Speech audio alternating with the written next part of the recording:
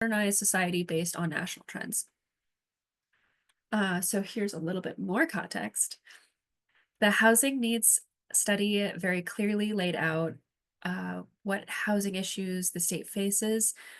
The main economist website has also been great about updating us on population trends, which have shown significant growth in almost all of our counties since 2020. On top of this, I've been in constant contact with leadership and other stakeholders in various communities in our region that and made sure to take note anytime something about housing came up. During various conversations, I've heard similar sentiments, things like people are here to work and can't find a home, or too many houses are falling apart, and all the home builders are too overwhelmed to do any amount of new work. So, as I asked further questions, it became clear to me that there was a sort of lack of communication between certain disparate parties, be it construction workers and municipal officials or um, representatives and plumbers. I mean, people you wouldn't really think about seeing in a room together, but are connected through this issue of housing. Um, Anytime something was mentioned to me, I noticed a trend that either this piece of information originated from a friend of a friend or someone who worked closely with the person I interacted with. And honestly, it was this and the beginning of the work on the HOP grant, so Housing Opportunity Program grant, that got me thinking of more practical and innovative solutions that provided the sort of right avenue for communities and people in my region, in EMDC's region. Getting a little bit more specific, this slide sort of describes what EMDC, the whole of what EMDC is doing. Um, and restating what I said before, I look to create specific housing roadmap solutions for the towns of Greenville, Lincoln, and Old Town. These solutions originated in collaborative workshops. And although there is a wealth of information that you can synthesize from studies, data, and other sources, there's no replacement for just talking to people and quality conversational planning. The slide just boils down exactly what I did, but most important part was talking with people in these communities. The aim of these events, of course, was to bring people together in a space where they could openly discuss housing concerns, brainstorm potential solutions, form meaningful partnerships, all while feeling seen, heard, and understood. And my goal was to facilitate and, of course, fill in gaps where needed.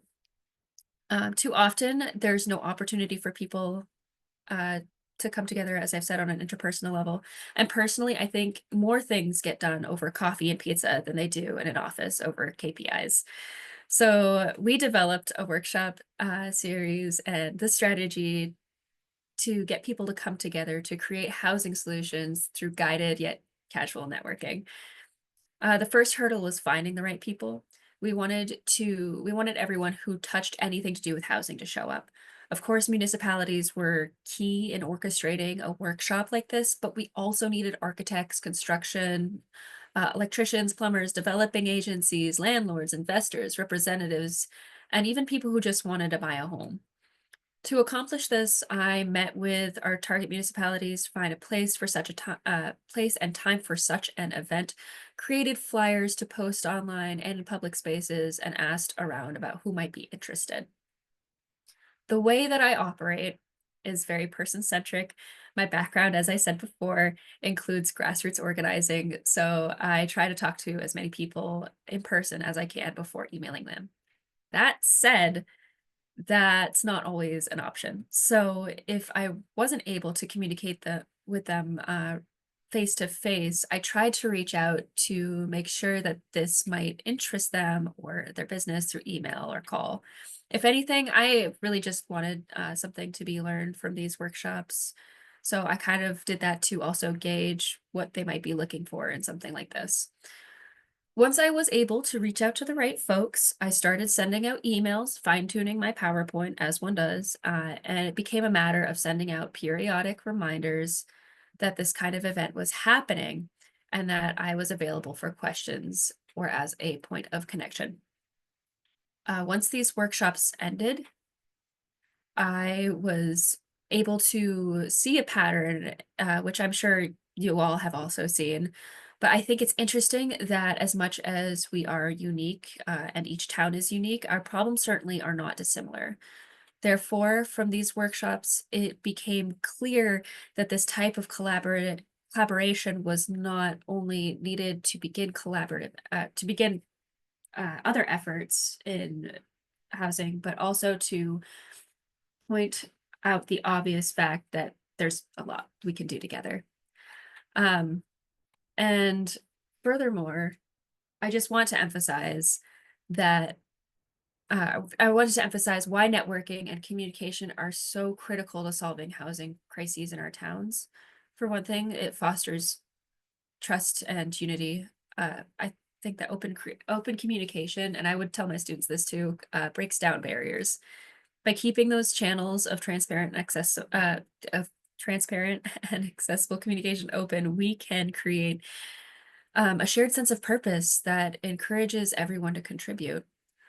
It leverages this diverse expertise. Each town, organization, individual, business brings unique skills and experiences to the table. Therefore, it's just obvious that networking helps us merge those talents, resulting in more innovative and, well-rounded solutions.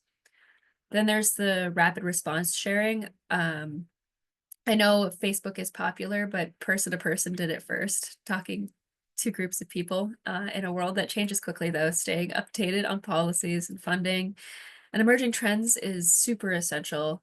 Effective communication networks allow us to adapt rapidly, preventing minor issues from escalating into major roadblocks and ending a project before it even begins. Then there's the obvious fact of empowering communities. When residents feel heard, they're more likely to support and participate in housing initiatives. Encouraging open dialogue and storytelling fosters empathy and drives collective action. And I think it's also worthwhile to point out that more conversations are needed. And although these conversations can't happen in a similar way, like funding comes and goes, I think it's really important that there is always continued, uh, I guess, funding, if not anything else, to help these conversations continue and flourish. Now, the ground up process to help innovate the ways in which we engage community members, not just for organizations, but also also as a person, is really important for um, honestly everything in life. And I think housing is no different. Now, where do we go from here exactly?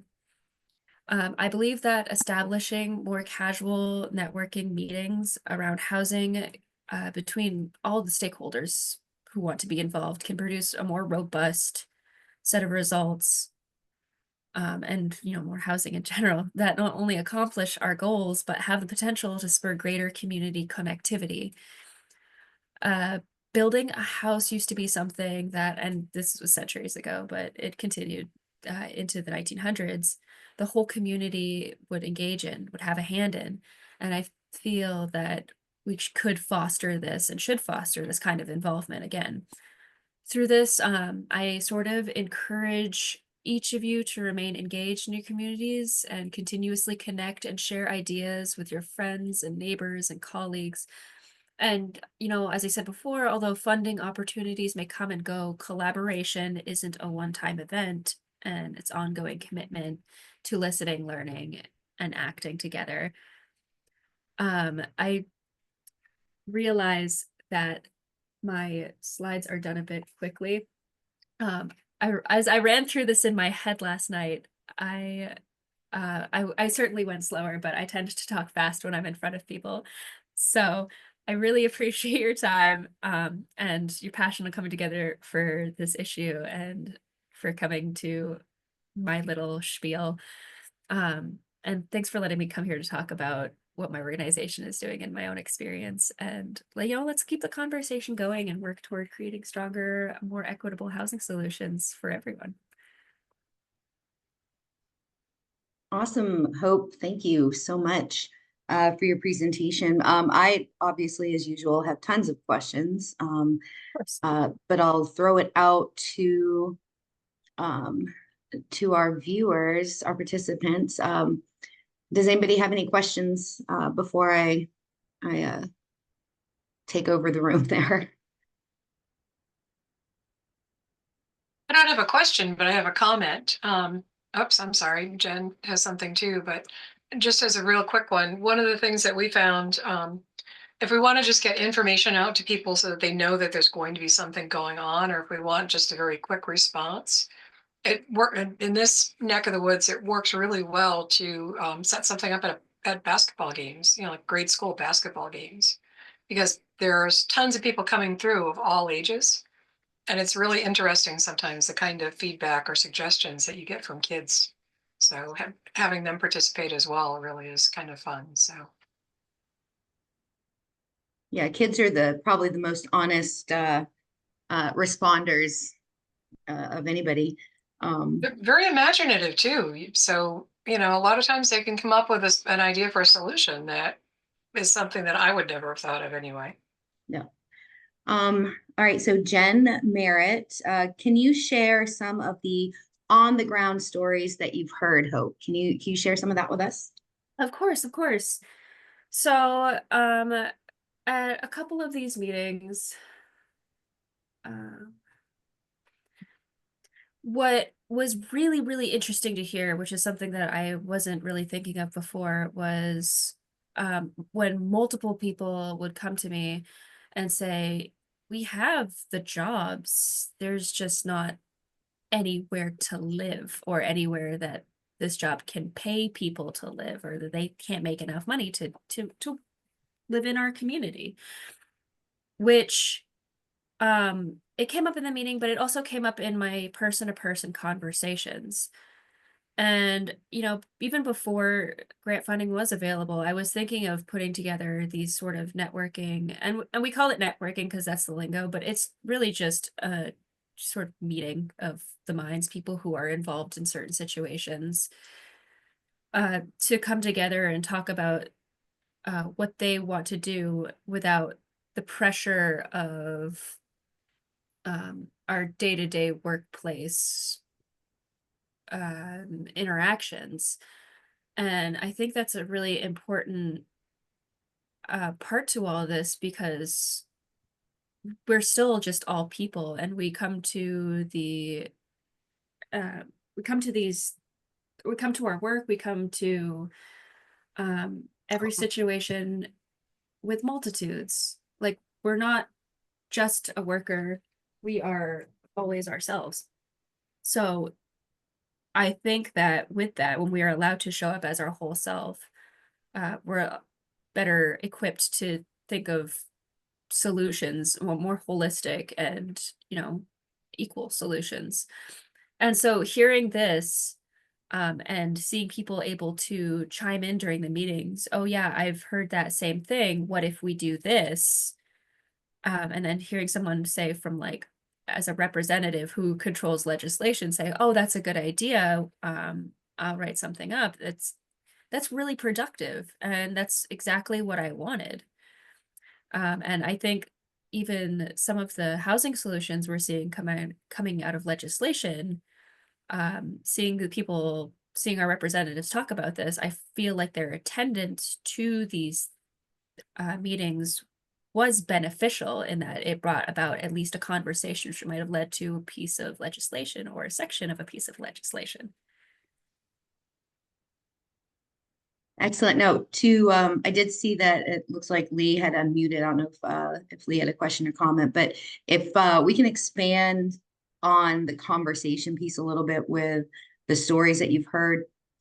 I guess, did you find that there were challenges in having the municipalities open to beginning these conversations, or were they just like, yeah, let's do it? Like, what challenges were with that aspect of this? Well, thank you, Kristen. Surprisingly, no. Municipalities were very open to these conversations, and there's a stigma that floats around, and I know northern Maine, but more rural parts of Maine, thinking like, we can do it ourselves. We don't need help. People just want to solve the housing crisis, and by any means necessary. So at the very least, everyone is always open to talking about how we can solve that together.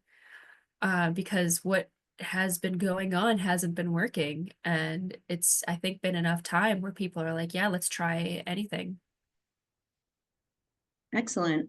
So Jen, and I believe you may be able to see this as well, Hope, but I'll read it out. Jen responded with, our local businesses have reported the same issue for about 3 years now, and as a result, they have not been able to be open full-time during the summer high season. Additionally, when a staff person got sick, many restaurants had to close for the day. The impacts our local economies directly. So yeah, so thank you for that response. Christina, I see you have your hand up. Hi, good morning. I represent Senator King in the Mid-Coast, and I'm a little surprised the word NIMBY hasn't come up yet this morning, because we've seen housing projects that have great planning, great communication, full permitting, and yet still challenged by, for example, wealthy neighbors in the courts. So communication, it puts the towns in an awkward situation, because they almost have to be out there promoting projects, helping the public understand the value of increasing the housing in their communities. Yeah, it was weird. You hear about NIMBYism, and I've certainly heard about it. I'm in proximity to Bar Harbor. I have friends who live and work in Bar Harbor. And it seems that the people, and this might lead to a bias in the future, but the people who attend these kinds of meetings just want more housing, and they want it now. And I think the NIMBYs are content to stay out of the conversation and just come in when the houses are starting to be built and they're noticing more noise, and they're sort of being reactionary rather than uh, proactive. And so if I can just, I've been working on this, and Hope will probably laugh at me for this, but as before we get to Jen, I just wanted to say that one of my goals for this year, it's on my wall actually, is to change the meaning of NIMBY. And I'm still working, it's a work in progress. But right now we're looking at new ideas make better years, right? So we really want to change people's opinion of what NIMBY truly is. So I just wanted to throw that out there. Working title, please let me know if you have a better option. I'd love to use it. Jen, go ahead. Thanks. I just wanted to say that I've been in meetings where I've heard from different sides, and one concerning thing has been said that people think that the data we've been collecting for several years now on the housing crisis is politically motivated and not accurate, and also could be interpreted differently. That's one side. But the other thing to remember about a lot of people who might come in speaking against it is that most of them don't have the same skin in the game that our people who need jobs and our businesses in particular have in the game. Towns as well, because they need the tax money. And I think that there's the difference, is that when people don't feel that they have skin in the game about an issue, it's easier to come against it if they, for whatever reason, they might have in their heads. When the rest of us are down here swimming in this muck, trying to figure out reasons, I mean, we're just pretty desperate to figure out reasons. How are we going to move this along? And we do know how we got here. We just didn't build after the crash for a long time. That was one of the things. And housing went just crazy, perhaps insane.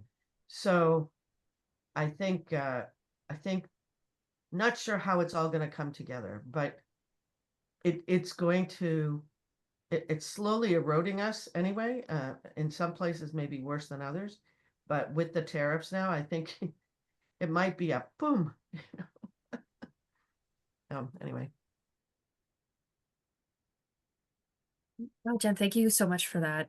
Yeah, no, I've noticed the pervasiveness of polarizing opinions of people who don't have skin in the game get really up in arms about this kind of thing. And so what I am trying to do in my work every single day, and not just with housing stuff, is I'm trying to think, how do I communicate the skin?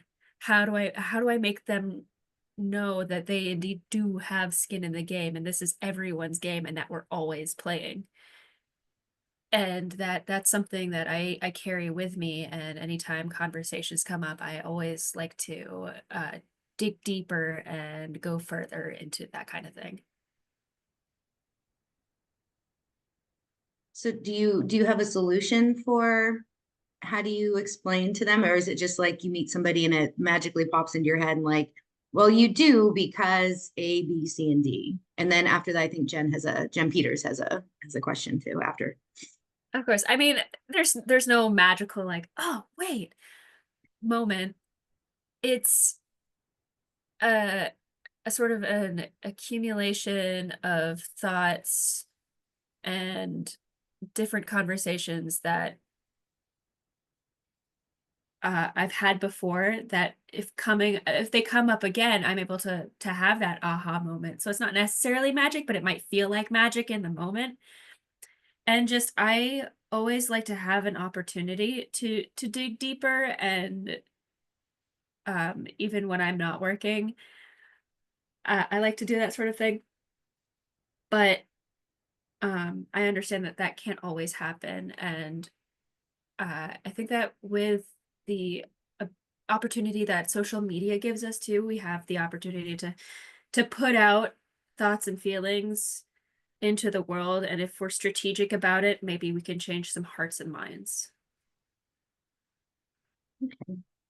Excellent. Jen? So I think part of it too, with the, one of the really good things about communicating so much and trying to involve people is it becomes our project and our idea instead of their project and their idea. But it also can help to alleviate fear, because people so often, if they don't know all the ins and outs, it's good, there's going to be more kids going to our school. We're going to increase our taxes. We're going to have to pay more for this. We're going to need to offer more services, so again, our taxes are going up. So it gives you the opportunity to talk to them about what it really means to increase the numbers of kids in your school, since most schools have lost students, over the past couple of decades, and what it means to increase your tax base. It doesn't mean that it's going to cost you more. It means that it's going to help shift that burden so that it be shared out wider. Just, making sure that people know what it's really all about, as opposed to someone told me that this is going to happen. So open communication channels, like you've been talking about, Hope. Really, it's so important in anything, not just housing, but to help combat the NIMBYism. I think it can be a very helpful thing. Thanks. Yeah. Yeah, and to that note, I think it was Kristen who mentioned it, showing up to basketball games and such, is, meeting people where they're at. These are meetings, and people see like meeting and they have to carve out an hour or so for themselves to be here. They're like, I don't want to go out. Like I just got home from work. But meeting people where they're at, where that we're all gonna go eventually, say like an art walk, a basketball game. Some people even plant themselves outside the grocery store and say, hey, talk to me. I want to talk about this. That is a great opportunity waiting to happen, great communication waiting to happen where it other necessarily wouldn't before. So don't overstretch yourself, but definitely open yourself up as a change maker to that opportunity of opening those aforementioned communication channels. That's excellent, Hope. And so it was Jen Peters who mentioned the basketball game, but since you brought it back up, um, are you, not everybody is familiar or comfortable, I guess, or have experience with that kind of that guerrilla grassroots marketing or canvassing. Is there a roadmap to like, guerrilla canvassing 101 that you have available or can provide people who want to get back to the basics and get the basic information? You know what? No, I don't. Um, I imagine something like this would be available. I mean, I certainly was trained on it through various means. I had to get it from somewhere. But personally, I don't have a synthesized set of materials for guerrilla canvassing or organizing or communication.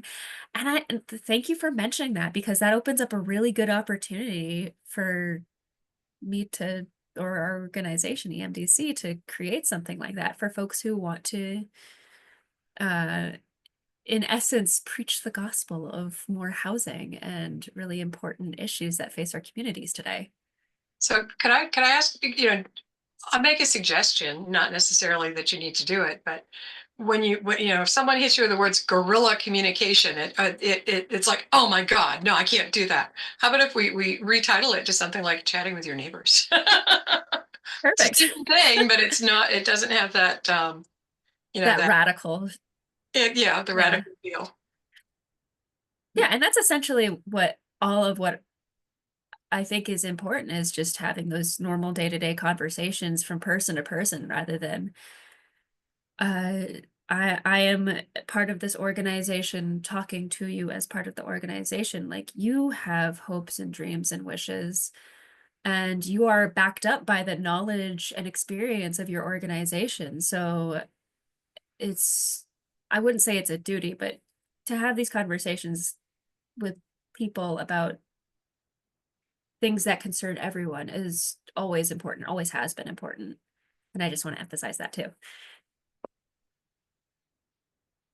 Excellent. I'm looking through our participant list and I do see that we have a handful, at least the ones I recognize, of municipalities in here.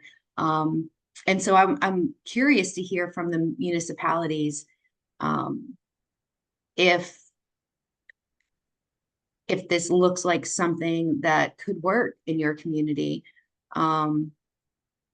So just kind of throwing that out there, I guess. I don't really know what question I have, just looking for that feedback from there. And I see Denise is unmuted and has her actual hand up. So hi, Denise. Hey guys. So first of all, I have no idea where my little wave hand is on the computer. So all these meetings, I've never figured it out. So, but with that being said, we're up in Calais, the down east region, right across from Canada. In case anybody doesn't know where we are, we're referred to as we're way out there. But we're really not that far out there, but we are in a sense. The municipality of Baileyville, which has the woodland pulp, St. Croix tissue, we still have a working mill up here. We have recognized that our area is in housing need. Okay. This is something that I've been working on for like 9 or 10 months in this position, and running into roadblocks as we talk about rural areas. I'm sure the municipalities that Hope you worked with are considered rural. So I guess we would be considered extremely rural. And nobody wants to come up here. Like when you try to collaborate with investors or funding or, just all these kind of roadblocks to be able to take something back to the municipality to say, hey, these are some of our options, right? We obviously have other obstacles too. We don't have any big contractors up here that aren't already busy. And, so we're just in that kind of that lull area of we need. Love to do what we've just talked about, collaboration with the community, you know, grassroots, all of that as well. But on the other hand, how do we get that last piece? Did that make sense? It made total sense to me. And that's a really, really good question. And the way that I sort of formatted these is, you know, extremely rural communities sort of utilizing the connection with the bigger communities around them. But that doesn't always work for people. And, you know, that's like, I guess me living in Herman or Glenbrook or Kenduskeag going, oh yeah, we're close to Bangor. So Bailey is like, oh yeah, we're close to Calais. That might not gel for some people. And that in and of itself is a conversation to be had. So that becomes, you know, a transportation issue. How quick can you get to Calais or Baileyville from each municipality? And are there aspects of community life that make it more worth living in more rural areas like Baileyville? I know that certain communities, one that I work with just opened a community center, and that's actually attracting people from all around the sub-region to come out to it and sort of reviving community life in this area. Mhm. But that's not always possible. So I mean, we have, you know, we're really outdoorsy up here. mhm. We're not a nightlife up here, you know, it's so that, Isn't Moose Horn National Wildlife Refuge by you guys? yes, it's about 3 miles down the road. Yeah. Yep. So there's a lot of things that are being worked on up here, but you know, we do recognize that as one of yours, you know, the old stock of housing, you know, our municipalities are extremely old, so we do have a lot of older homes that may need to be, you know, rehabbed. And of course, the municipalities are working on their ordinances and, you know, different things to try to be in the time of accommodating. How can we improve on our housing issues? But I think my biggest is just how do you get people here to do it? Yeah. So in my research in housing, I also looked at successful community endeavors to attract business and housing and all that. And although it wouldn't be easily replicatable here, there is a method out there called the Austin, Texas method, in which, although it's a capital city, it was a little rural, probably back in the early 19th century. And so I think it was the efforts of one man going out and courting investors and big businesses, promoting Austin, Texas, and saying, hey, come here, come work here, come live here, come build your business here. And that you can find so much information for simply with a Google search, but there's certainly stuff on, you know, scholarly articles on that, on what happened with Austin, Texas, and how that came to be, and how they have an overwhelming amount of businesses and people coming to live there. Mm-hmm. So we might be able to take information from that. Okay, I'll look into that one. Yeah. Before we go back to the chat, so I see Jen has a question directly for Denise. So I guess if Denise wants to kind of go answer that. I see that Jim has his hand up. You want to go ahead? It goes up and then it drops on its own. Yeah, thank you, Hope, for your presentation. I know a lot of my work in my master's and my doctorate had to do with communications, which I think is an important issue. I I was working mostly in cross-cultural contexts in Bangladesh and actually with migrant farm workers, starting in Maine and then in North Carolina. But my experience in Deer Isle, where I is not so diverse culturally, there's still issues about how different groups or subgroups communicate and the methods they use for communication. So the pictures you have of everyone sitting around a table is often not very relevant. The groups I need to talk with don't do that. And at the same time, I'd reflect that Christina Breen hit the nail on the head. We had a very modest campground proposal on a large tract of land, not in the shoreland. And we made them jump through a lot of hoops, but they got through them. And then, as Christina pointed out, a Friends of group organized and lawyered up and eventually killed it. And the same thing's happening in Blue Hill with another project. And I'm just kind of beside myself as to how you communicate the need for housing and get over this not in my backyard attitude that people, I got my house, I don't want any more near me. And we've received recently a Housing Opportunity Program grant and a Main Service Fellow, and we found a great candidate who will be, with any luck, will be our service fellow helping us implement this Housing Opportunity Program. But it's going to involve reaching out to people and saying, this is a growth area, you live in it. We really want to look at the potential for additional housing. And it's not going to be the sitting around the table with a PowerPoint presentation that will convince people. They won't even come to those. So I'm curious, it's part anthropology, but how do you reach out to people who don't come to meetings?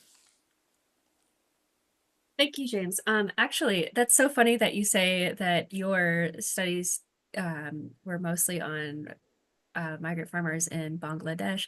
I did a lot of cross-cultural communication work, studying differences in Burmese populations. There's a huge difference in North and South and Rakhine Muslims, but that's a different conversation for a different day. Well, But many of them are in Bangladesh now. yeah, exactly. So we're connected. But yeah, I will always advocate for, meeting people where they're at. And before, when it was, we talked about the basketball games in the grocery stores, like that's really important to be able to just show up in places and be ready for those kinds of conversations at any given time. And I know it's hard because not everyone is the same and not everyone can have these conversations at a moment's notice. But a lot of the times I will find myself in the right space in the right time, having the conversation with the right person. And by stint of, I guess it's sheer luck at this point, but wealth of information at my back, I'm able to have worthwhile conversations with people who can. And a lot of the times, I end up becoming friends with these people and changing hearts and minds. And maybe it's just my personality. Maybe we need certain personalities to be ambassadors for YIMBYism or the NIMBYism in which Kristen describes. But there will never be a set way on how to do this. And I think that dynamism to that effect is really exciting, and we can do a lot with it. I don't know if this would necessarily be helpful, especially if people, since people are already living in these areas, but for towns that do have some kind of zoning setup or growth areas, that sort of thing. Years ago now, the town of Jonesport put together a brochure that was given out by real estate agents when people were coming to look at properties in town. It wasn't a marketing brochure saying, oh, you need to come here, we're so wonderful. It was a brochure that said things like, if you don't like the smell of bait, don't buy a home near the working waterfront. Or if you don't want to hear boat motors at 4 a.m., find property further back, kind of thing. Just pointing out that there were different bits and pieces that people should know in advance, instead of moving in and then saying, well, I didn't know that. How come? You need to, whatever. So it could actually, potentially down the road help a little bit with some of that NIMBYism, if people understand before they move in that you're moving into a growth area. So there's a really good chance there's going to be development here, or, that kind of thing. So at least it wouldn't take them by surprise. I don't know if it would help to work with real estate folks, just to say, if we put together some materials talking about our town, would you give them out to people? I really like that idea, actually. And I will say also, never underestimate the power of propaganda. And brochure isn't necessarily propaganda, but I think any piece of literature that we can use to promote certain aspects of any community, that's propaganda. That's convincing people. And I think like propaganda can be used for good. It's not necessarily a bad term.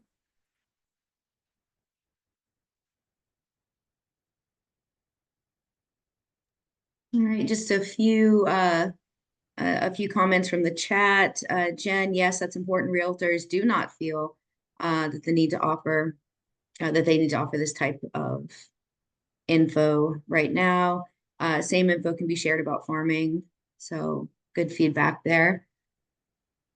All right, we have about 8 more minutes scheduled. Do we have any more questions, conversations, or ideas maybe that you've done in your own communities that you'd like to share before we get back to the real world? Denise? Sure. Thank you. Hope, do you have a survey for, like, when you talk about going out to doing grassroots and maybe in front of the, grocery stores and this and that, is there a format or a survey that Yes, is actually. very direct on what to ask?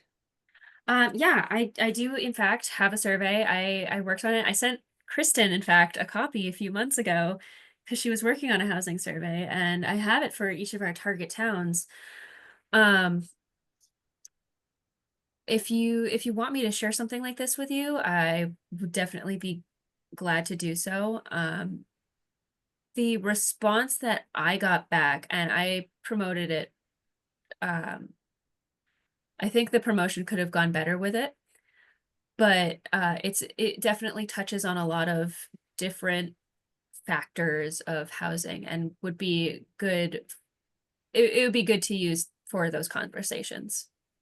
Okay, thank you. Of course. Oh, could you share that again with Kristen so that it could go online with your presentation? And then if someone watches this recording and says, oh, I wish I could have asked for that survey too, they could have access to it. Absolutely. Yeah, I'll send Great, that right thank you. after.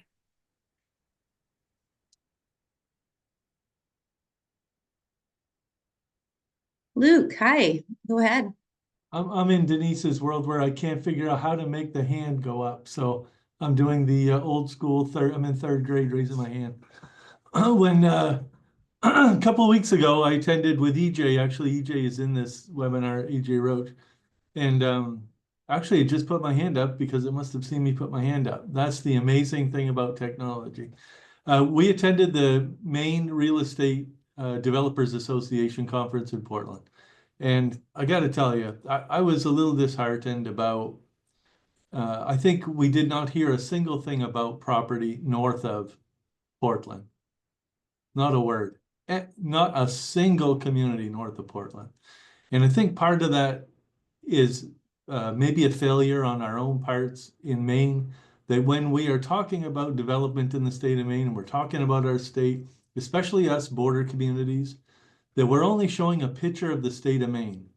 And if you only look at the state of Maine, if that's all you're looking at, yes, you have multiple communities that have populations of just 5,000, 6,000, 4,000, maybe 8,000.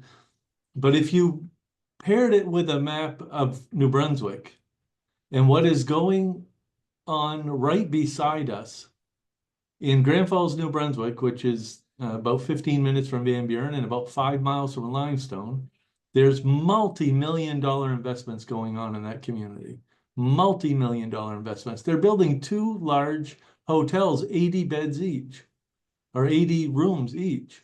There's multiple development things going on there. Same thing in St. Leonard, New Brunswick here. There's 3 brand new restaurants here going on in St. Leonard. I could throw a baseball and hit that building. It just doesn't make any sense that we are not seeing that type of investment on our side of the border. And I think really we need to get better at presenting ourselves as part of that population as well, because really we are. They're crossing the bridge every day. They're coming back and forth here. I mean, if you're an avid sledder or an avid ATVer, they literally have ATV trails that are plowed in the winter. So if there's no snow, there's an opportunity to just go ATVing there. It's the ATV trails and the snowmobile trails aren't the same. They only combine at the bridges. So I think if we had those opportunities, if people could see that there was more happening in the north, which included what was going on across the border, I think that would spur some development interest up here in housing and just trying to bring people north. Without that, I don't think it's ever going to happen. All they look at is a state of Maine and Aroostook County that has a big void of population, and there doesn't seem to be any, draw to it. And I tell you what, if I was from Boston area or from the city and I was looking at the map and that's all I'd see and I had the money, I don't think I'd be that interested. I just think we're not selling that part of our story very well.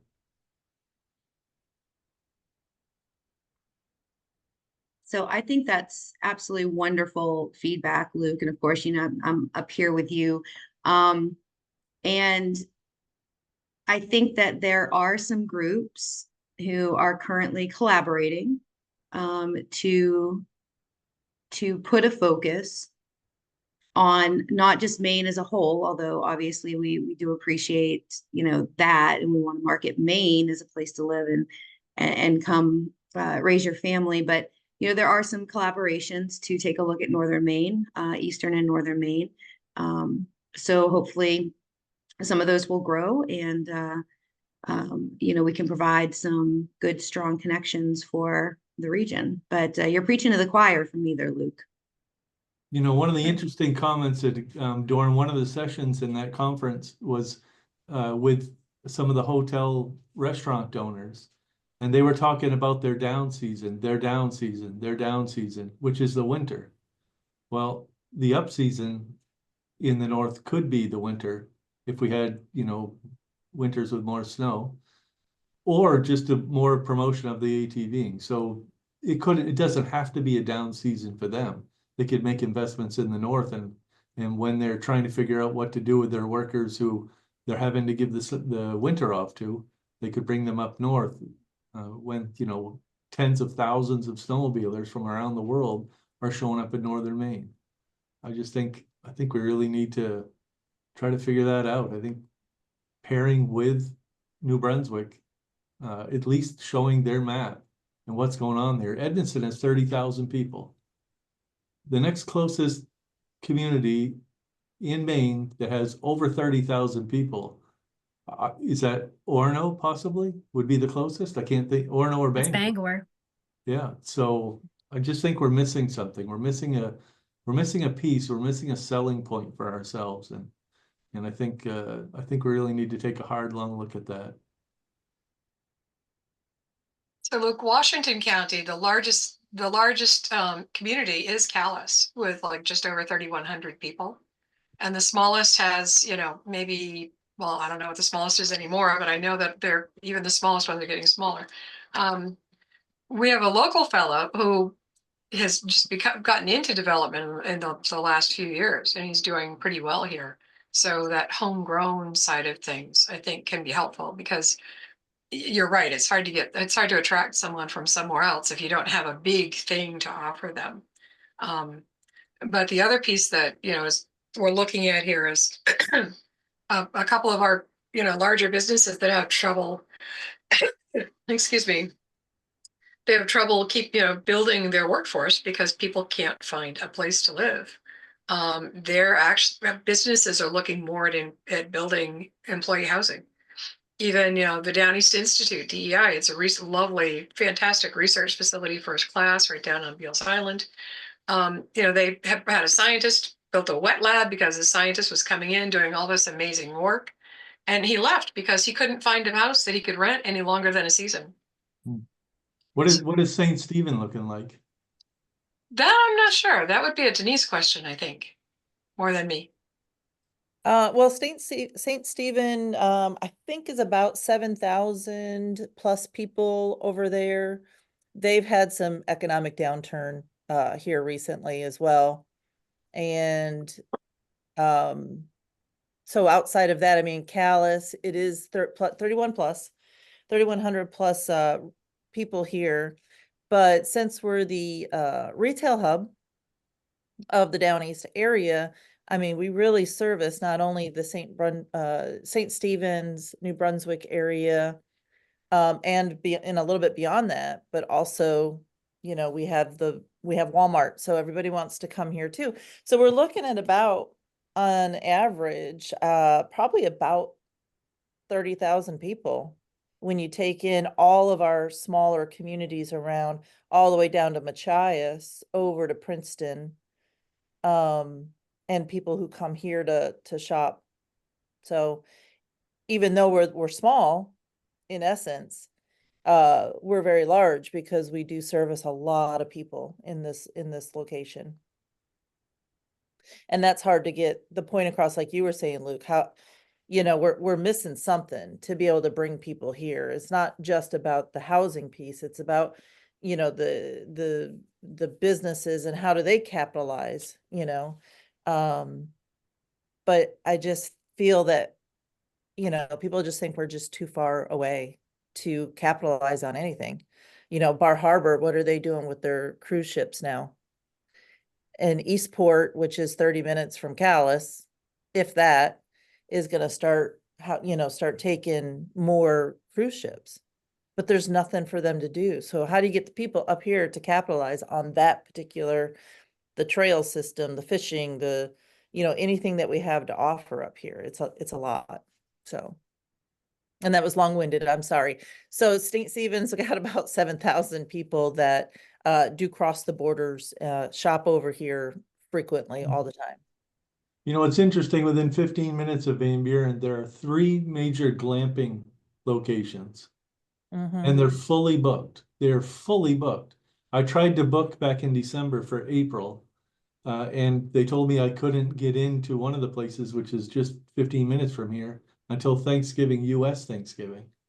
But we don't have a single one of those things in the north, in Maine, which it blows my mind. It just doesn't make any sense. So I have local residents that talk about it, but they're not doing it. So I just want to point out that this is exactly what I think Hope, and if I'm speaking for you, I do apologize, but I feel like this is exactly what Hope's entire presentation was on, because we have such a linear look at these, like this world and these presentations, and most of us are a very specific type of thinker or person, but the conversation for a linear thinker is going to be like, that has nothing to do with building housing. But through our conversation, through opening that door, we have another piece of the puzzle. Now we have the marketing of the community, which is a direct, it has a direct impact on housing. So Hope, that was pretty much magic, I think, that you just did for this presentation. That was cool. And Luke and Denise and everybody. I don't know. I know that time is technically out. We haven't really lost a lot of participants, so I don't know if people want to like hang around and ask Hope questions. I know some of you may need to go back to other things. But yeah, so I guess on my part, I'll say thank you to everybody who came in, and thank you to Hope. And do you have a few minutes to answer questions for anybody else, Hope? Go for it.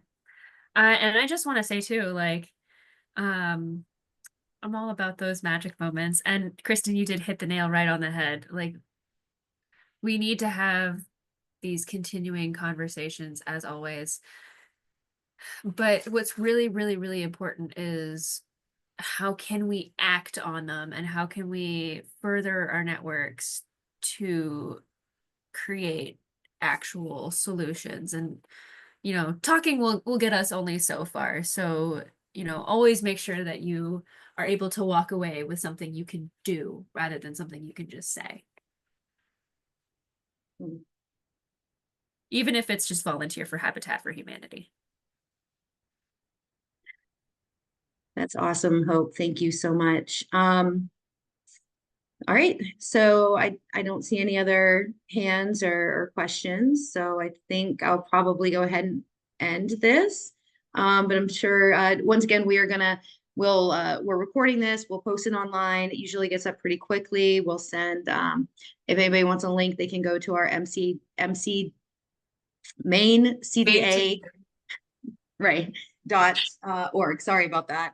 And don't forget that we have Tuck O'Brien coming back in 2 weeks on April 16th to go over how to create a project budget. I think that'll be really good for municipalities and other people, of course. So thank you so much. Thank you, Everybody have Hope. a great day. Thank you. Thanks, This was everybody. Take care. wonderful. See ya.